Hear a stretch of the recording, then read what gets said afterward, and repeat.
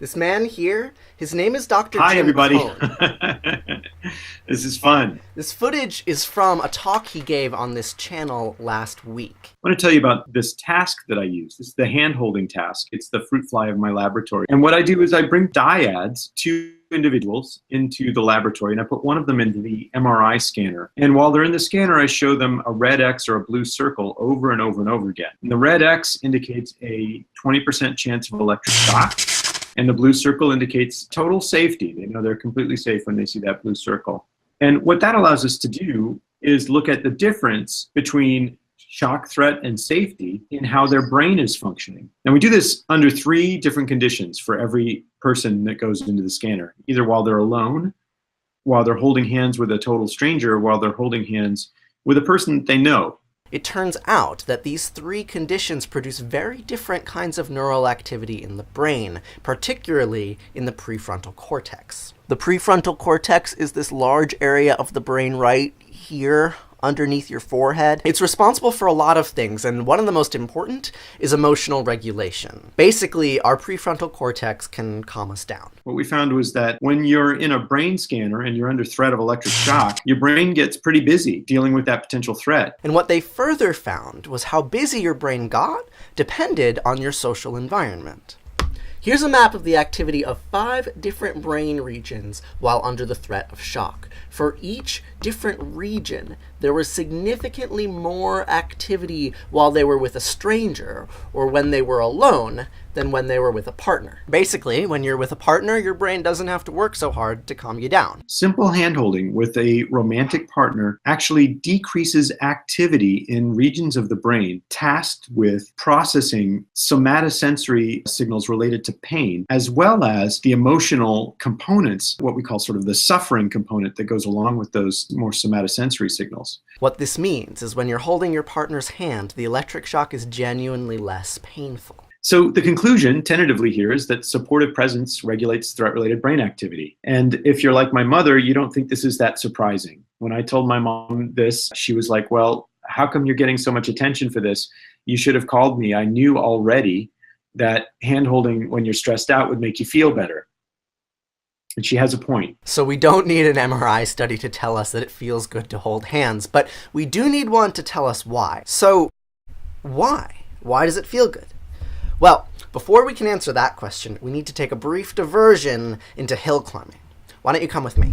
In a recent study, it was found that participants accompanied by a friend estimated a hill to be less steep when compared to participants who were alone. What they did was they brought people to the bottom of a steep hill, and then they asked them to estimate how steep it was. Then, they asked people to estimate the steepness of the hill when they had a good friend with them. It turns out that when you're with your friends, you don't think hills are so steep. Why would this be? Well, according to Jim, this study suggests very provocatively, I think, that we construe our social resources as bioenergetic resources, as resources that are available, if you will, to our bodies for doing work.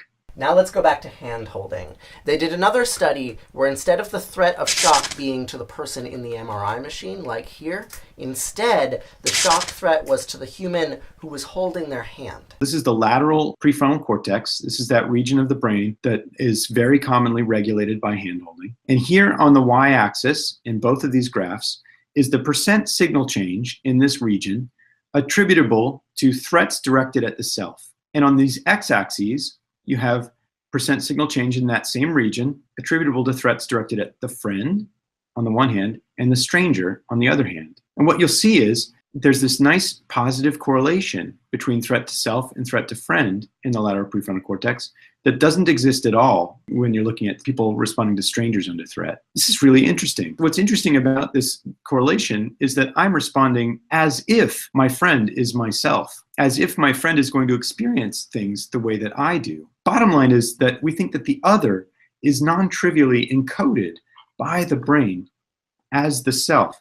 The other is encoded by the brain as the self. In one paper, Coan writes that the dominant ecology to which humans are adapted is not any one terrain, diet, or climate, but rather each other. Over the millions of years of human evolution, we developed an instinct to assume that we would be supported by the people around us.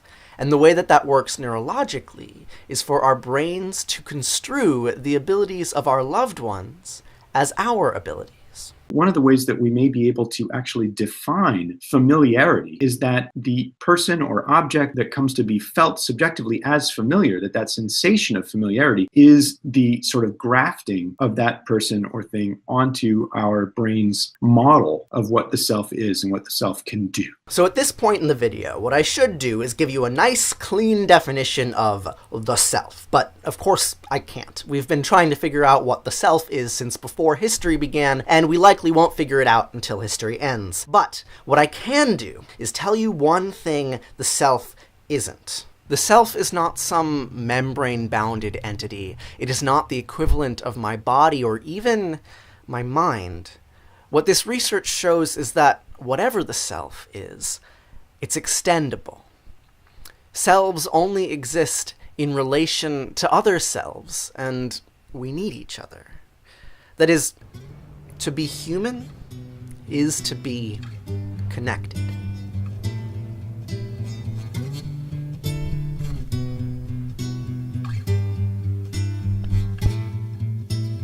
Hey, before you go, one more thing. There's a link on the screen here to Jim's full talk, and there's also a subscribe button in case you want to watch more videos like this one. And I'm also going to leave you with a quote from one of his papers that I thought was particularly interesting. Take your time reading it. I'll wait. I got nothing better to do. And let me know what you think in the comments. Alright, thanks for watching.